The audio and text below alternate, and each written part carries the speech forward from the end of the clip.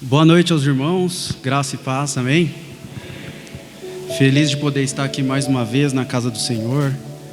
Vivemos aí tempos difíceis, ficamos um tempinho aí sem poder congregar. Tem pessoas aqui, Deus abençoe, irmã, que fazia um tempo que não via na casa do Senhor. Então eu estou muito feliz de ver alguns amigos aqui, minha mãe, minhas irmãs, meu amigo Kennedy, a esposa, meu amigo Wagner, a esposa Naldo, Deus abençoe, amém?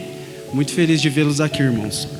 Irmãos, hoje é momento de alegria. Sempre falar da palavra do Senhor é um momento de alegria para mim. Eu quero deixar uma palavra de Deus nesta noite aqui aos nossos corações. Livro de Apocalipse, capítulo 3. Quando se fala em Apocalipse, algumas pessoas já sentem um pouco de receio, dá aquele medo. Já ouvi pessoas, até mesmo pastores, falarem que tem medo de ler Apocalipse. Mas Apocalipse, meus irmãos, nada mais é do que a conclusão de toda a obra redentora de Cristo. Se Gênesis é o princípio, a origem, Apocalipse é a conclusão, é a vitória da igreja. Apocalipse ganhou esse nome por causa do primeiro capítulo de Apocalipse, o primeiro versículo, está escrito: revelação de Jesus Cristo. Revelação significa, Apocalipse significa revelação. Da mesma maneira, Gênesis, princípio, criou Deus os céus e a terra. Por isso, o nome Gênesis. Então, nesta noite nós vamos ver que a carta às igrejas da Ásia Menor, as 7 igrejas, nada mais é do que um consolo à igreja. Uma carta de esperança, uma carta de amor, e não para ter pavor ou tristeza. Amém? Capítulo 3, versículo 7.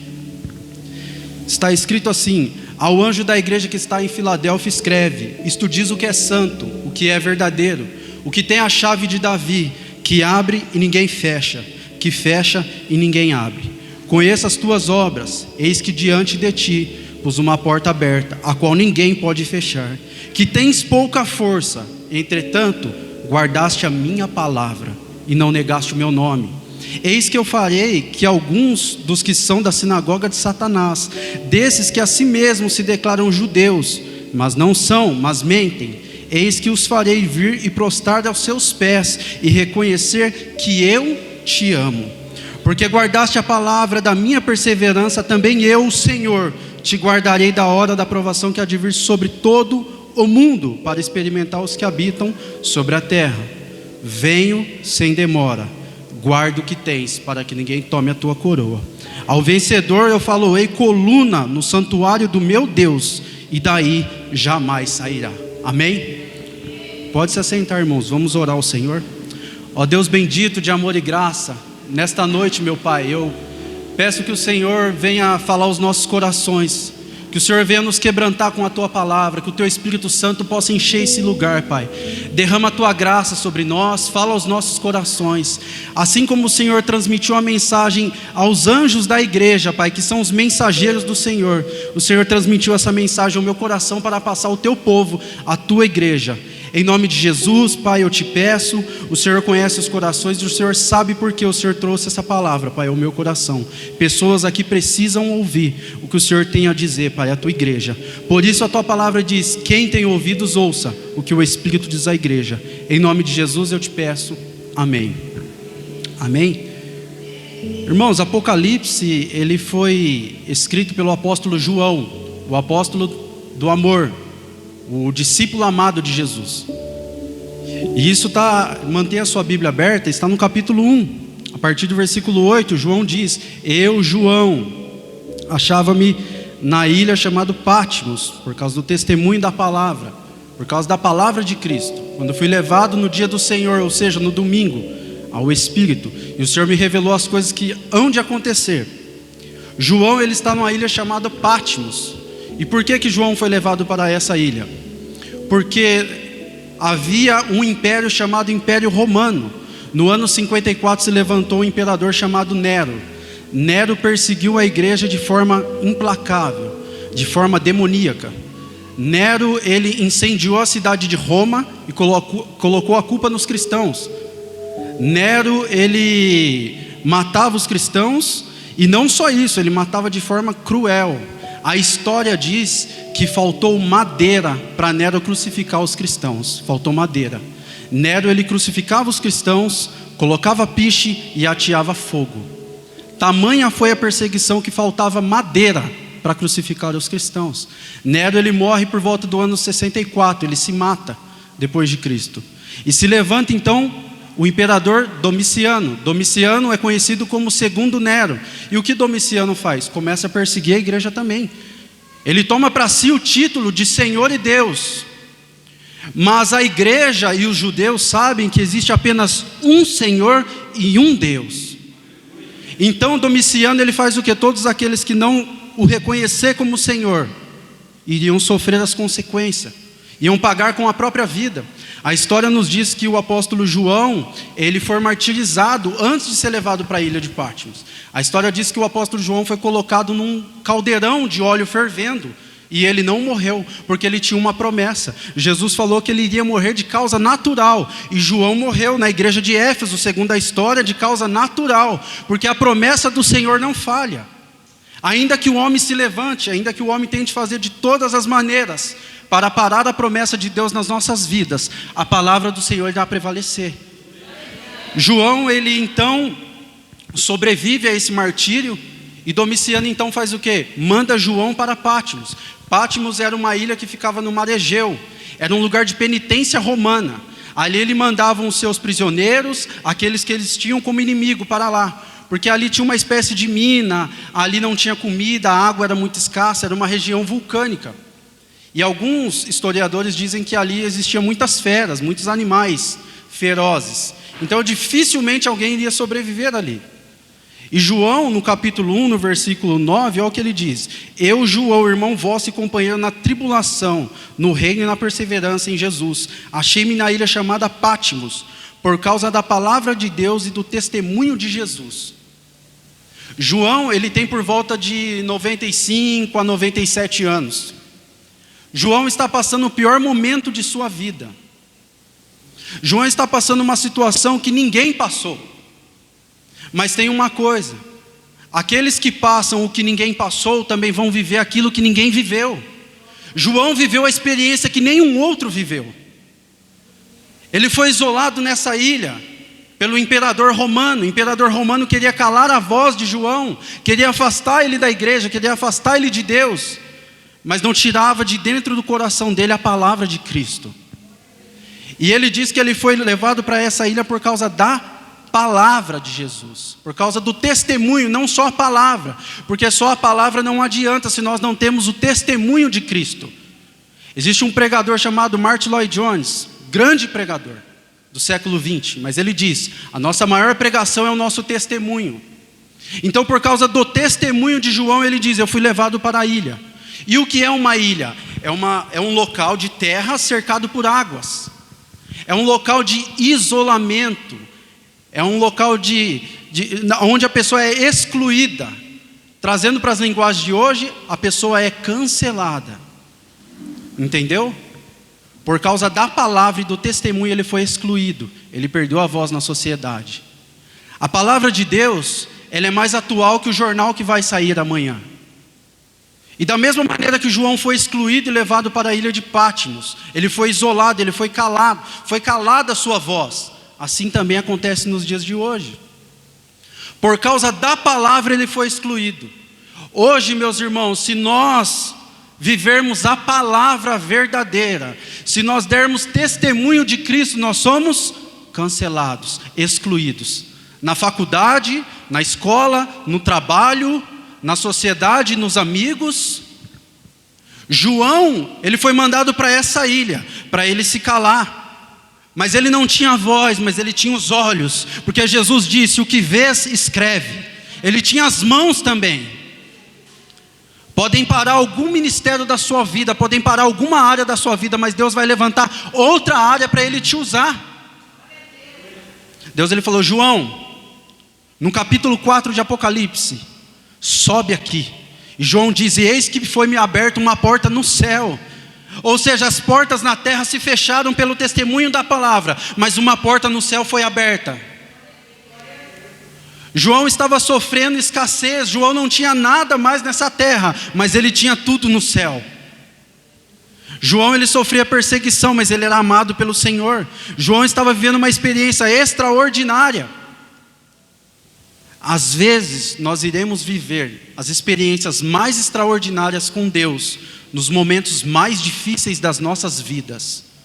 O apóstolo Paulo, ele diz lá em 2 Coríntios capítulo 12, porque quando estou fraco, então sou forte. Porque é o momento que nós nos lançamos diante de Cristo. Precisamos viver de acordo com a palavra, ainda que isso nos custe amizade, pais, mães, filhos.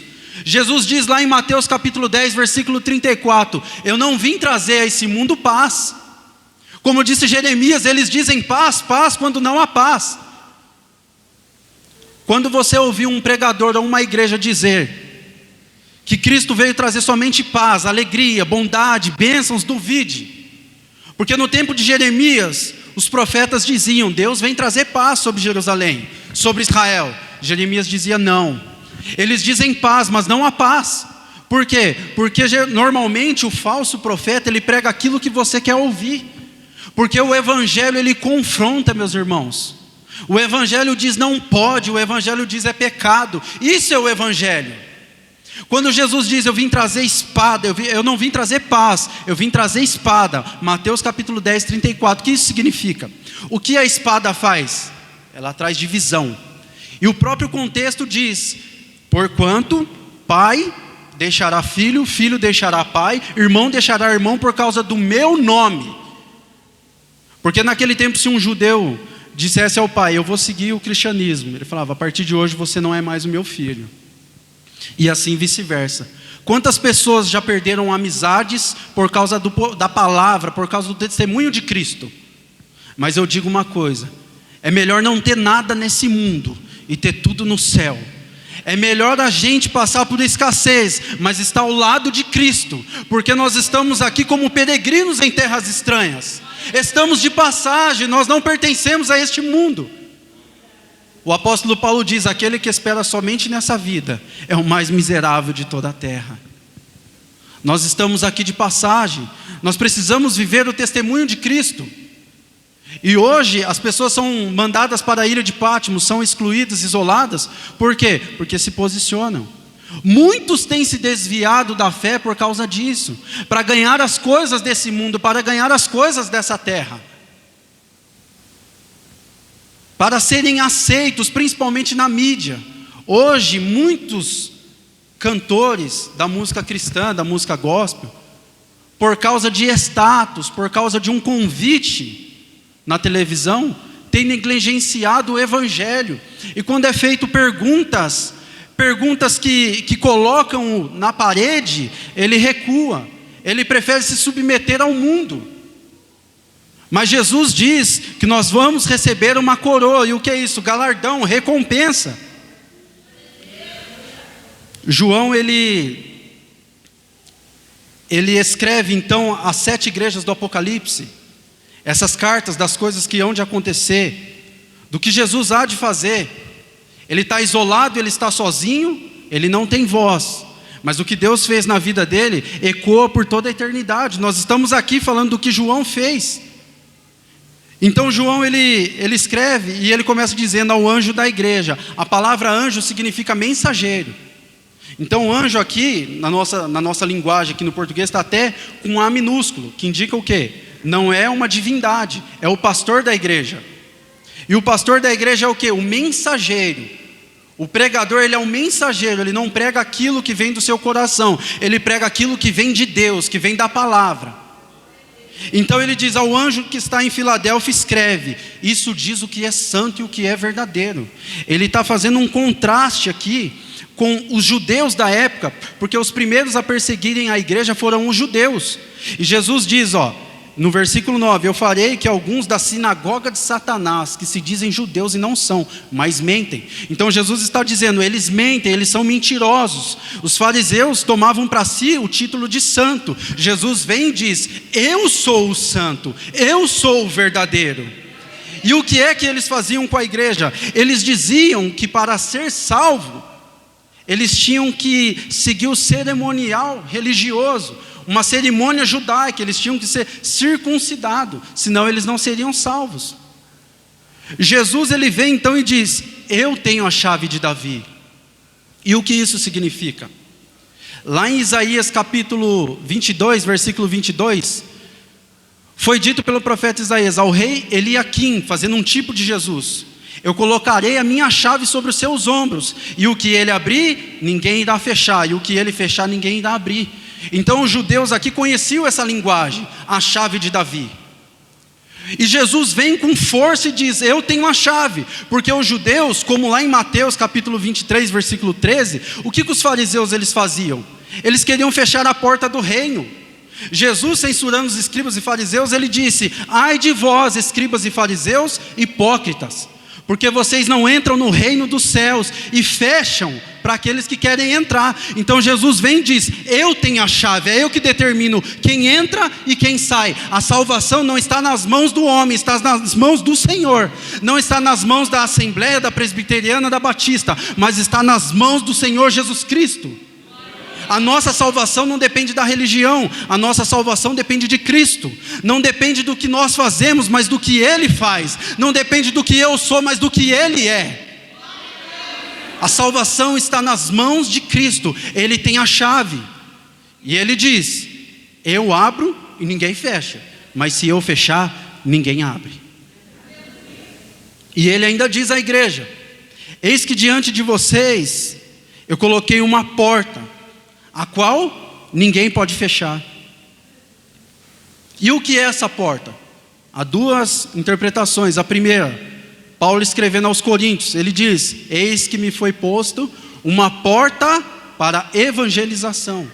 A primeira interpretação é essa: a porta que Jesus abriu para a igreja de Filadélfia, que ela está num ponto estratégico para pregar a palavra, é a porta da evangelização. E Jesus está dizendo: ninguém vai fechar, ninguém vai calar a igreja. A igreja vai pregar e ninguém vai fechar essa porta. A segunda interpretação é a porta da salvação. Porque no capítulo 4 o apóstolo Paulo diz: depois destas coisas, tudo que ele escreveu para a igreja, olhei e eis que no céu me foi aberta uma porta. João capítulo 10, Jesus diz: entrai pela porta e achará descanso e pasto. No capítulo 7 de Mateus ele diz: entrai pela porta estreita, porque largo é o caminho espaçoso que conduz à perdição, e são muitos os que entram por ela. Jesus colocou uma porta diante da igreja, mas essa porta é estreita. Nessa porta entra um de cada vez. A porta é estreita, não dá para levar bagagem. A porta é estreita. Nos dias de hoje as pessoas estão alargando a porta da salvação. Tudo é permitido, tudo pode.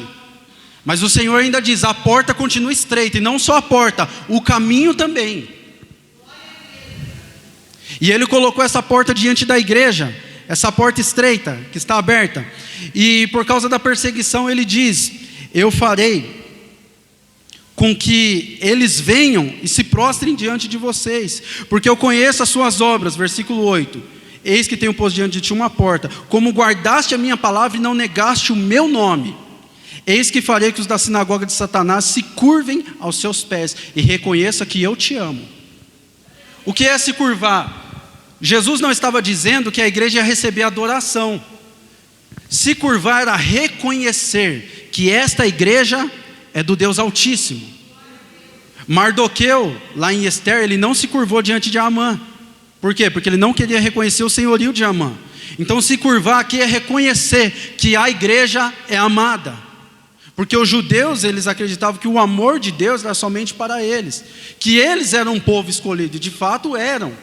Mas todo aquele que crê em Jesus Cristo também é povo de Deus. Observe que não é a igreja que vai se curvar diante do mundo, é o mundo que vai se curvar diante da igreja. É o mundo que vai reconhecer o amor de Deus pela igreja. E Ele diz que vai fazer com que eles reconheçam. Filadélfia significa amor fraternal.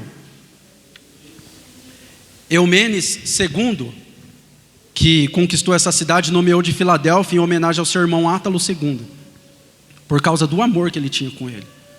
Aí Jesus vem e diz: eu farei com que eles saibam que eu te amo. Essa cidade tem amor, amor de irmão, mas eu quero que eles saibam que eu te amo com amor incondicional, com amor sacrificial, porque o apóstolo Paulo diz lá em Efésios capítulo 5: vós maridos, amai as vossas esposas, como Cristo amou a igreja e a si mesmo se entregou por ela. Isso é o que nos move, irmãos. Não é a bênção que Deus pode nos dar, não é o que Ele pode fazer, é o que Ele fez. Ele amou a igreja, Ele ama a igreja. E qual foi a prova disso? João 3,16. Deus amou o mundo de tal maneira que deu o seu Filho, por amor de mim e de você. Eu não merecia esse amor, eu não mereço, nós não merecemos esse amor. Mas mesmo assim, Ele continua dizendo: apesar das nossas falhas, eu te amo. A igreja de Filadélfia tinha problemas? Claro que tinha.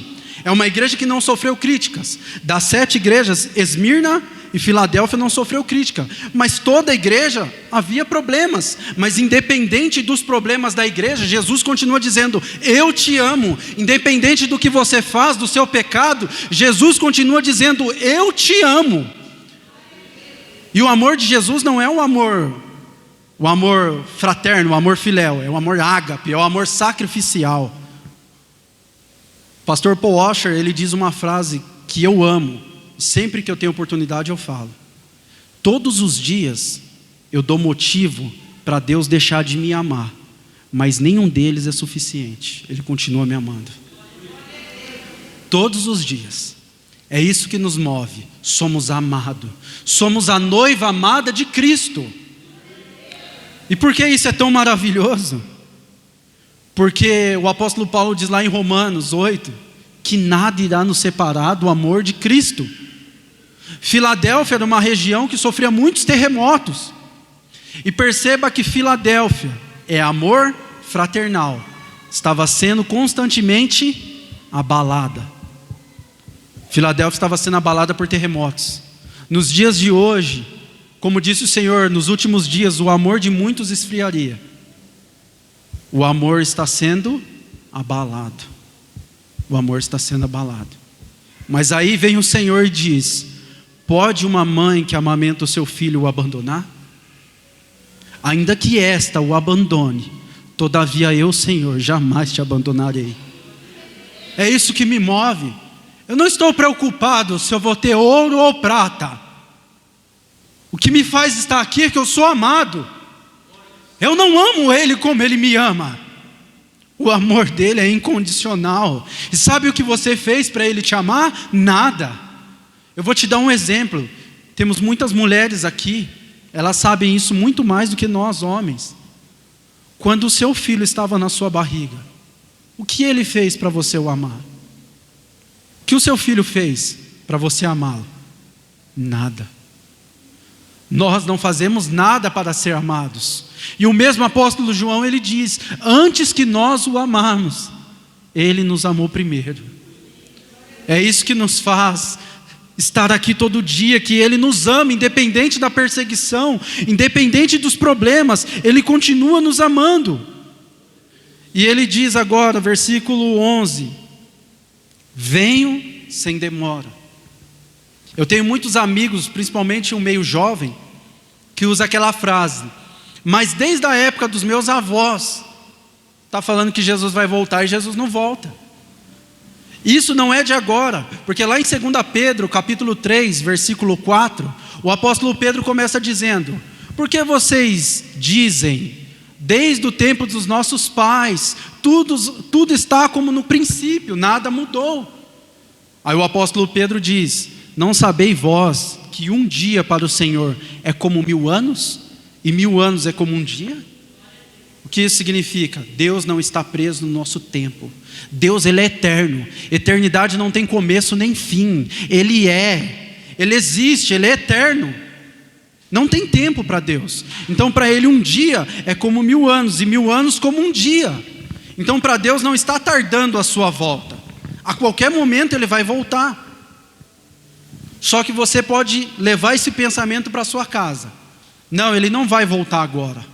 Ele não vai voltar. Eu acho que vai demorar muito para Ele voltar.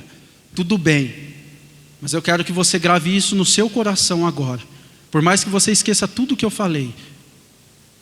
Se Cristo não vier a você, você vai até Ele. Quantos anos vive um ser humano hoje? Vamos colocar aí no máximo 100 anos.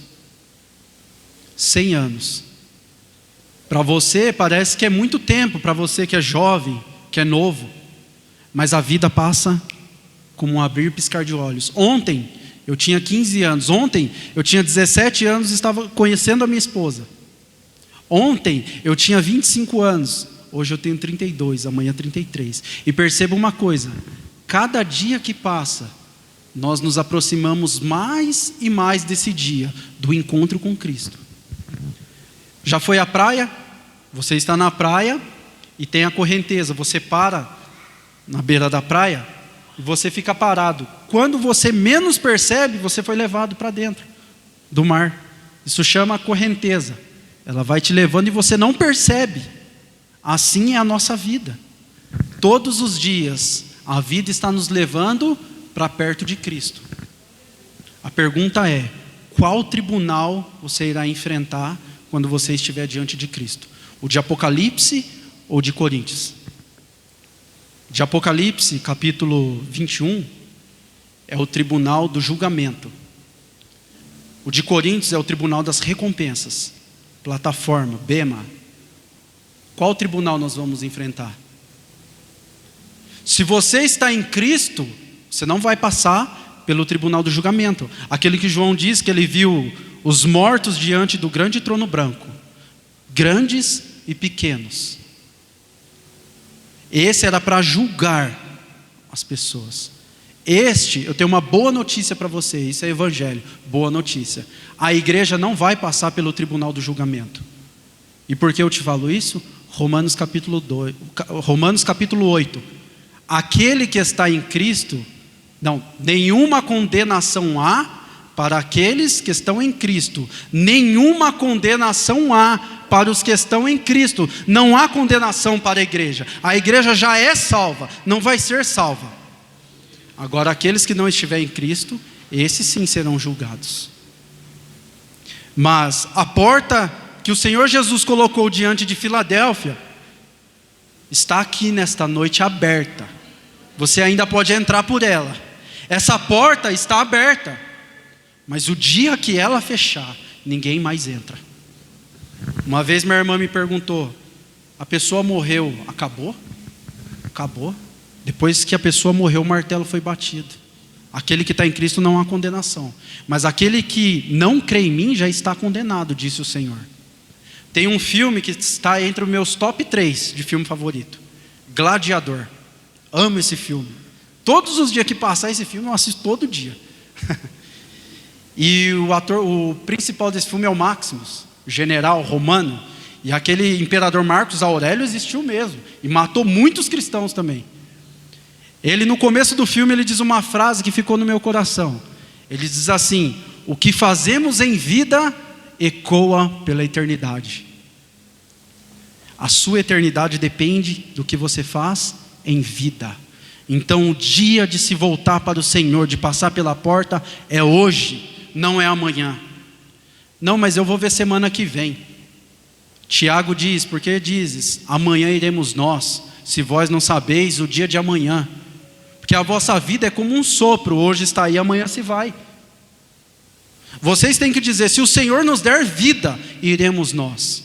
Eu estou aqui hoje. E sabe por que eu estou pregando desta maneira? Porque eu não sei o dia de amanhã. Martinho Lutero, ele dizia: todas as vezes que eu prego como se Cristo tivesse sido crucificado ontem, tivesse ressuscitado hoje e estivesse voltando amanhã. E isso, irmãos, é muito forte mesmo. Eu preguei numa outra igreja e eu tinha isso comigo. Deus sempre falava: e se for a sua última mensagem hoje? E se for a última pregação das pessoas que estiverem lá? O que você falou? Quando caiu o avião da Chapecoense, a única coisa que ficava no meu coração era que tinha muitos cristãos ali. A única coisa que ficava no meu coração era: qual será que foi a última mensagem que eles ouviram? Será que foi uma mensagem triunfalista? Deus vai te dar carro, casa, Deus vai te pôr por cabeça e não por cauda. Deus, Ele abençoa sim, mas isso não é a cereja do bolo. A cereja do bolo é: eu te perdoo, saro as suas feridas e te levo para o céu. Isso é evangelho. Evangelho é a boa notícia de um Deus que perdoa pecadores crucificando seu filho no madeiro. Isso é evangelho. E eu pregando nesta igreja, eu preguei uma mensagem e o tema era reconhecer é preciso, do jovem lunático. E depois que eu preguei essa mensagem, passou-se 2 dias, um irmão que estava neste culto sofreu um infarto e foi para o hospital e ficou ruim, teve que fazer cirurgia no coração. Enquanto ele estava internado, Deus falava ao meu coração: por isso você tem que pregar sempre, como se fosse a sua última mensagem. Não estou dizendo que todas as vezes nós temos que pregar, mas mensagem, evangelho que não coloque Cristo, não é evangelho. Tem que ter aquela mensagem no final que seja. Então Deus, irmãos, Jesus está dizendo: olha, eu venho sem demora, guarda o que tens para que ninguém tome a tua coroa. O que significa o venho sem demora? A igreja estava sendo perseguida pelo império, a igreja estava sendo martirizada, muitos morrendo, muitos perseguidos pelos falsos mestres. Então a igreja clamava ao Senhor. Então Jesus diz: calma, venho sem demora. O que isso significa? É como se um homem estivesse passando mal, ligasse para o SAMU, e ele dissesse para o SAMU: olha, eu estou tendo sangramento, eu estou ruim, eu preciso de ajuda. E o SAMU dissesse: calma, chegamos em 5 minutos, eu chego sem demora. O que isso significa? Igreja, está doendo? Calma, eu chego sem demora. Está difícil? Calma, venho sem demora. Irmão, mas eu não aguento mais, eu estou pensando em largar tudo. Até a minha vida eu já pensei em tirar. Venho sem demora. O Senhor está dizendo: eu venho sem demora. Aguenta só mais um pouquinho, que eu venho sem demora. E o Senhor diz: eu conheço as suas obras. Ou seja, eu sei o que vocês estão passando. Aguenta só mais um pouco, que eu já estou chegando. E quando Ele chegar, irmãos, e quando Ele vier, o que será que vai acontecer? João capítulo 14, ele diz: na casa de meu pai há muitas moradas. Se não fosse assim, eu teria dito: vou preparar-vos um lugar. Aí ele diz: e quando eu for e vos preparar-vos lugar, voltarei e vos recebei para mim mesmo, para que onde eu estou, estejais vós também. É por isso que o céu é maravilhoso. Não é porque o céu, como diz alguns, irá ter ruas de ouro, de cristal. Não, é porque Cristo vai estar lá, porque o noivo vai estar lá. É por isso que o céu é maravilhoso. E Ele diz que onde Ele estiver, nós também iremos estar. Irmãos, fique de pé e eu concluo a mensagem. Por que devemos passar pela porta estreita? Apocalipse capítulo 20, Apocalipse capítulo 21, versículo 14. Versículo 4. Está escrito, Apocalipse 21, 4. Porque vale a pena passar pela porta estreita? Porque vale a pena passar por todas as dificuldades desse mundo por amor a Cristo? O Senhor diz: Ele enxugará dos olhos toda lágrima. A morte já não existirá. Já não haverá mais morte, luto, nem pranto, nem dor, porque as primeiras coisas passaram. É por isso que vale a pena estar com Cristo. Porque na onde nós iremos estar, não vai mais haver choro, tristeza, nem coisas ruins. Cristo está te chamando hoje. Você que se afastou, você que acha que precisa de um novo relacionamento com Cristo, Cristo te chama hoje. Amém? Aplauda ao Senhor e eu agradeço a oportunidade.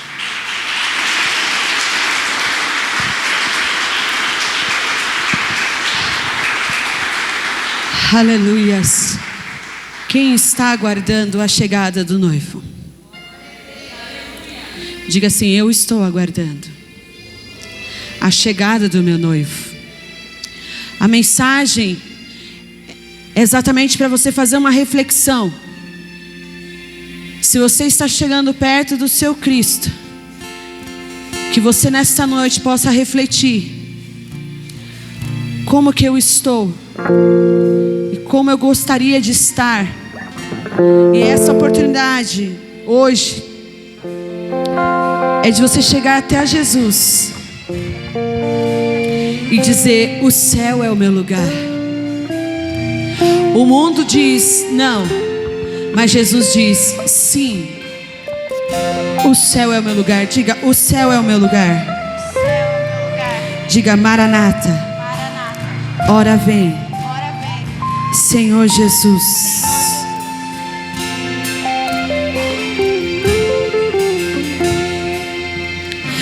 Existe um clamor dentro de mim, um desejo de te encontrar, transbordando em meus lábios, dizendo: Santo.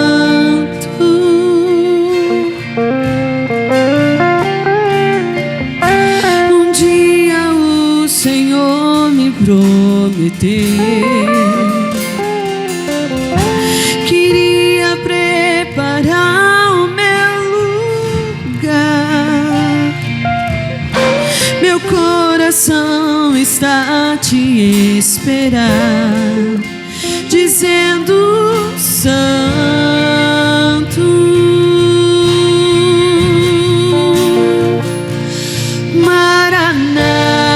Maranata, ora vem, Senhor.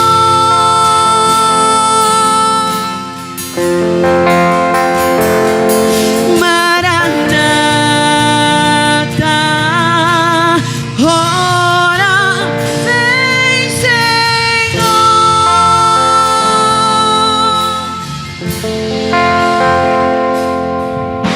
Existe um clamor dentro de mim, um desejo de te encontrar, transbordando em meus lábios, dizendo: Santo.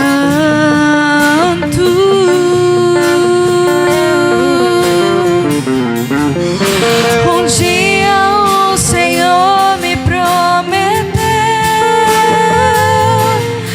queria preparar o meu lugar. Meu coração está a te esperar, dizendo: Santo.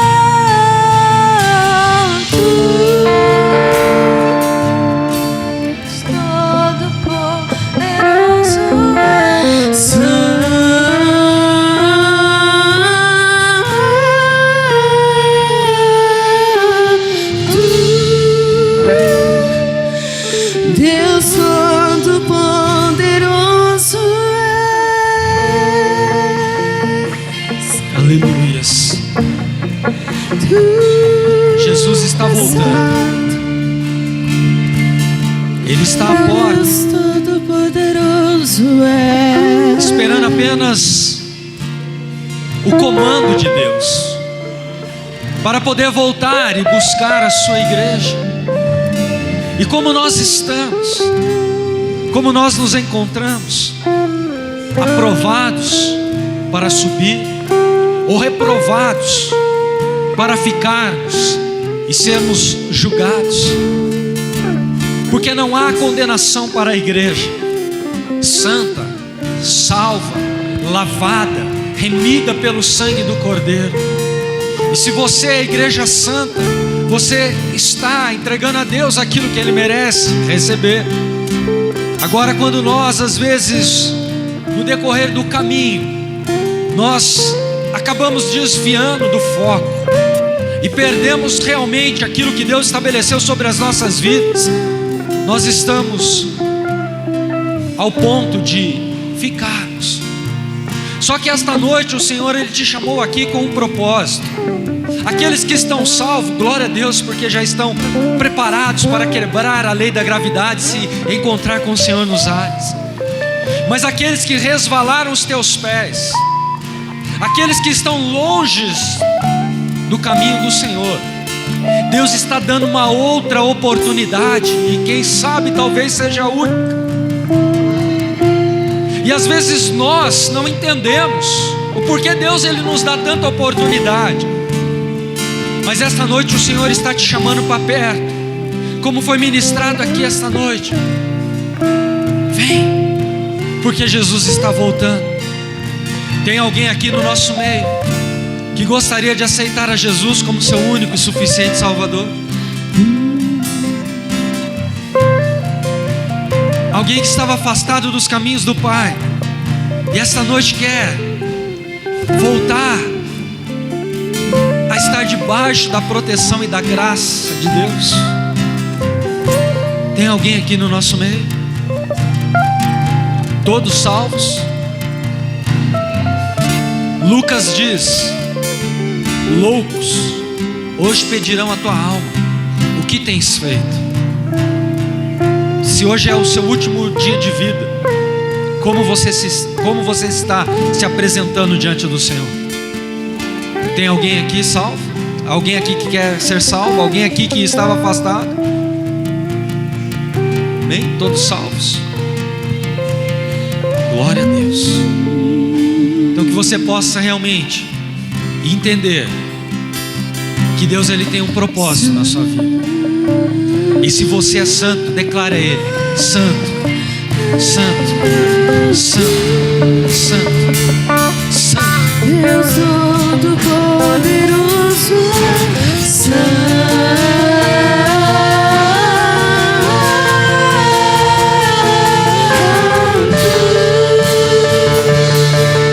Deus Todo-Poderoso é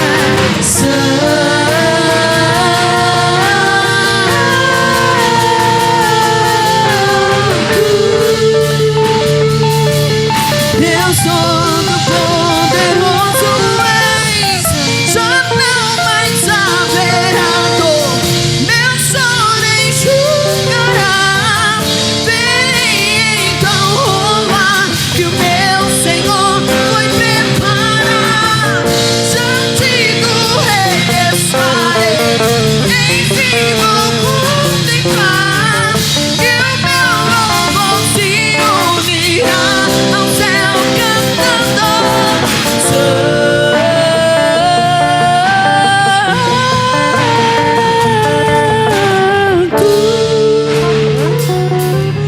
Deus Todo-Poderoso,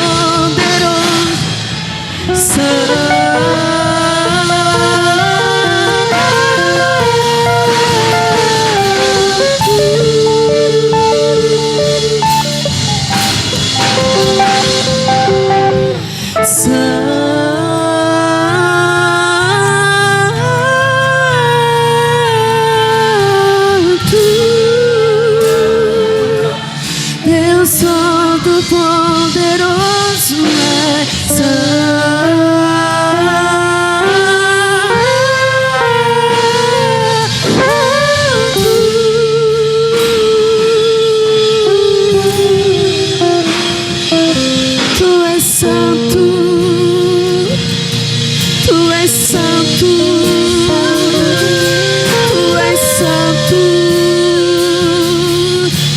és santo, tu és santo.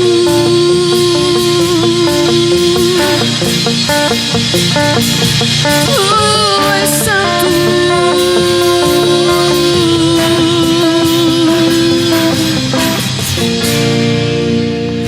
Tu és santo, Senhor. Jesus está sobre este lugar. Coloca a mão no seu coração. Diga assim: porque Ele vive, eu posso crer no amanhã. Porque Ele vive, eu posso crer no amanhã. Então você diz assim: porque Ele vive, posso crer no amanhã. Porque Ele vive, temor não há, mas eu bem sei, que a minha vida